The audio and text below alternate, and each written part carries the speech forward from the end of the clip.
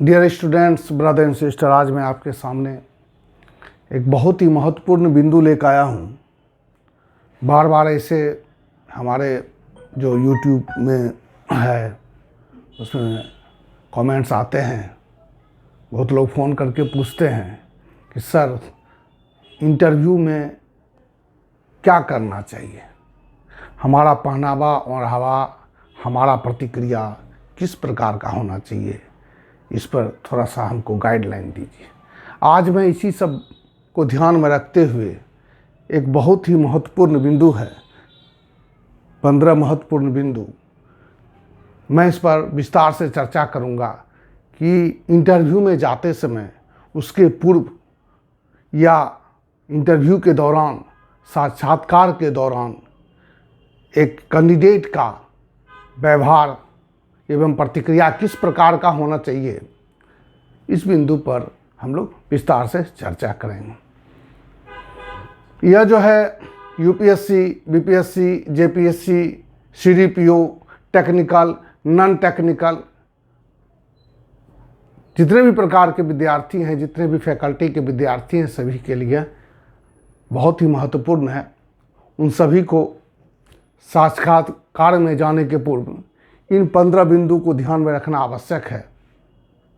और आशा करता हूं कि आप पूरा वीडियो देखेंगे और समझेंगे कि इंटरव्यू में मुझे किस प्रकार से हमारी प्रतिक्रिया, हमारा व्यवहार होना चाहिए, ताकि बोर्ड के जो सदस्य को लगे कि मैं जो चयन कर रहा हूं, मैं जिस कैंडिडेट का चयन कर रहा हूं, मेरा जो खोज है वो सही है, यह कैंडिडेट हमारे लिए, इस जॉब के लिए एकदम उपयुक्त है, ऐसा उसे लगना चाहिए। तभी आपका चयन अंतिम रूप से सुनिश्चित हो सकेगा। चलिए बिंदु की ओर चलते हैं। पहले परिभाषा की ओर चलते हैं दोस्तों। इंटरव्यू क्या चीज़ है, यहाँ मैंने लिखा है साक्षात्कार की तैयारी, यानी साक्षात्कार क्या है, इंटरव्यू क्या है, इस पर थोड़ा चर्चा करते हैं। परिभाषा के अनुसार इसे इस रूप में परिभाषित किया जा सकता है दोस्तों कि यह जो है चयन की अंतिम प्रक्रिया है, जिसमें वार्तालाप के आधार पर अभ्यर्थी के व्यक्तित्व का परीक्षण किया जाता है, ताकि पद के अनुरूप योग्यता का आकलन किया जा सके। अभ्यर्थी के लिए आवश्यक है कि वह इंटरव्यू में बेहतर प्रदर्शन करे, ताकि उसका चयन अंतिम रूप से सुनिश्चित हो सके। अब कि इंटरव्यू का माध्यम कैसा होना चाहिए, इस पर भी बहुत सारे लोग कंफ्यूज रहते हैं, विद्यार्थी कंफ्यूज रहते हैं। तो इंटरव्यू का जो माध्यम होता है वह हिंदी अथवा अंग्रेजी कुछ भी हो सकता है। आप जिस भाषा में अपने आप को सहज अनुभव करते हैं, उस भाषा में आप अपना इंटरव्यू दे सकते हैं। ये बहुत बड़ा कोई बिंदु नहीं है, बहुत बड़ा कोई इशू नहीं है। अब है कि इंटरव्यू के दौरान अच्छे अंक प्राप्त करने के लिए आपको इन 15 बिंदुओं पर ध्यान देना आवश्यक है। पहला बिंदु है ड्रेस, आपका पहनावा ओढ़ावा कैसा होना चाहिए। यह सादगी होनी चाहिए, पद के अनुरूप होना चाहिए। आप अगर अधिकारी पद के लिए अप्लाई किए हैं तो आपका जो लुक है वो अधिकारी जैसा होना चाहिए। यदि आप टाई पहनते हैं, टाई लगाने के शौकीन हैं, तो आप लगा सकते हैं या नहीं भी लगा सकते हैं। दूसरा नंबर बिंदु है बाल। आपके जो बाल हैं, जो आपका हेयर कटिंग है, अगर आप दाढ़ी रखते हैं तो उसका जो कटिंग है वह व्यवस्थित होना चाहिए, बिखरे हुए नहीं होने चाहिए। ठीक है। चलिए अगला पॉइंट मैंने लिखा हूँ सेल्फ कॉन्फिडेंट। आपके चेहरे पर, आपके व्यक्तित्व पर सेल्फ कॉन्फिडेंट दिखना चाहिए एवं रहना चाहिए। अगला पॉइंट है दोस्तों, चौथा नंबर, कि चेहरे पर हल्की मुस्कान रहनी चाहिए, यानी चेहरा आपका खुशनुमा रहना चाहिए। 5वां नंबर है दोस्तों कि कमरे में प्रवेश के पूर्व अनुमति लेना आवश्यक है। अगला पॉइंट है दोस्तों, छठा पॉइंट, कि इंटरव्यू के दौरान उपयुक्त भाषा का संप्रेषण आवश्यक है। कहने का मतलब है दोस्तों कि आप जो भाषा यूज कर रहे हैं वह देहाती नहीं होना चाहिए, अनपार्लियामेंट्री नहीं होनी चाहिए, आपकी भाषा उपयुक्त होना चाहिए और जो माध्यम है संप्रेषण जो है भाषा का वो भी उपयुक्त होना आवश्यक है।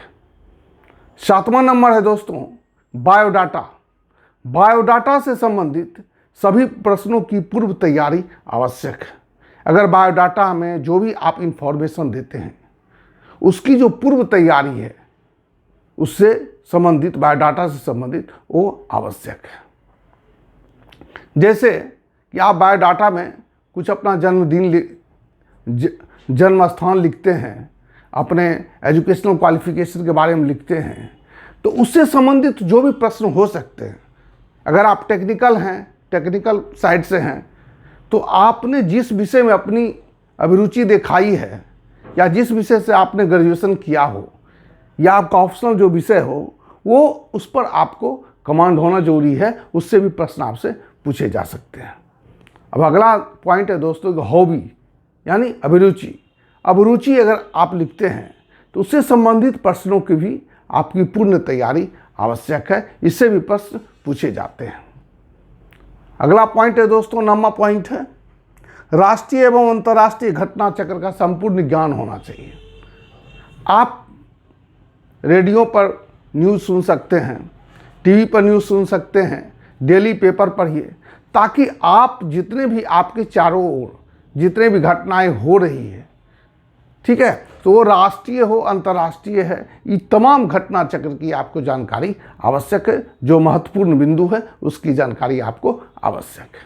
अगला पॉइंट है दोस्तों 10वां कि आवेदन में दिए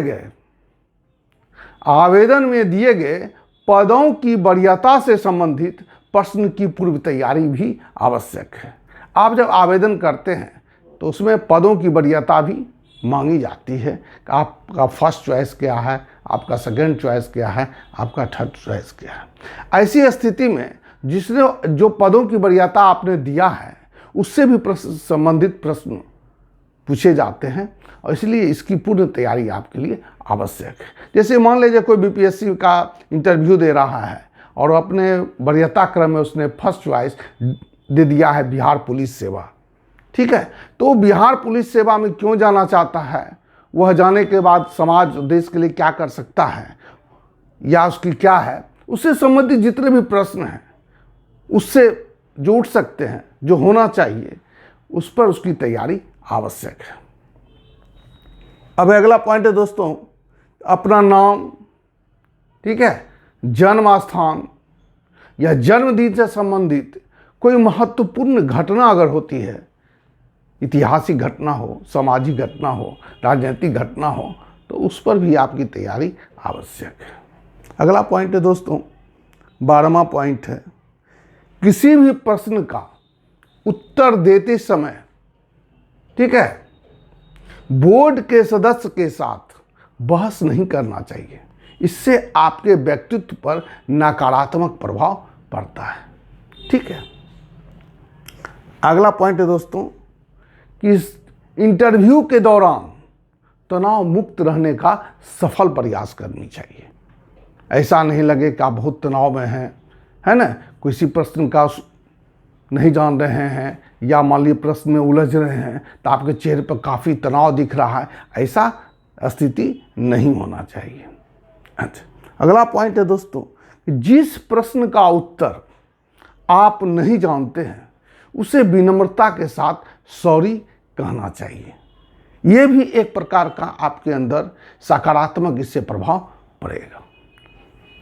अंतिम पॉइंट है दोस्तों 15वां कि साक्षात्कार के अंत में उपस्थित सभी सदस्यों को विनम्रता के साथ धन्यवाद कहना आवश्यक है, जरूरी है। इससे क्या होता है, आपके ऊपर सकारात्मक प्रभाव पड़ता है और ऐसा माना जाता है कि आपने इंटरव्यू को सफलतापूर्वक, धैर्यपूर्वक दिया है और प्रदर्शन अच्छा किया है। अगर आप इस बिंदुओं पर ध्यान देते हैं तो ऐसा माना जाएगा कि आपने सफल इंटरव्यू दिया है, आपने सफलतापूर्वक, धैर्यपूर्वक जो बोर्ड के सदस्य थे उनको सामना किया है और आपके ऊपर सकारात्मक प्रभाव पड़ा है और आप सफलता के करीब हैं। धन्यवाद। इसी शब्दों के साथ मैं इस बिंदु को समाप्त करता हूँ। अब मैं अगला जो क्लास है वो पहले भी मैं ले रहा था विवाह चैप्टर से, उसका मैं स्टार्ट करूँगा। धन्यवाद।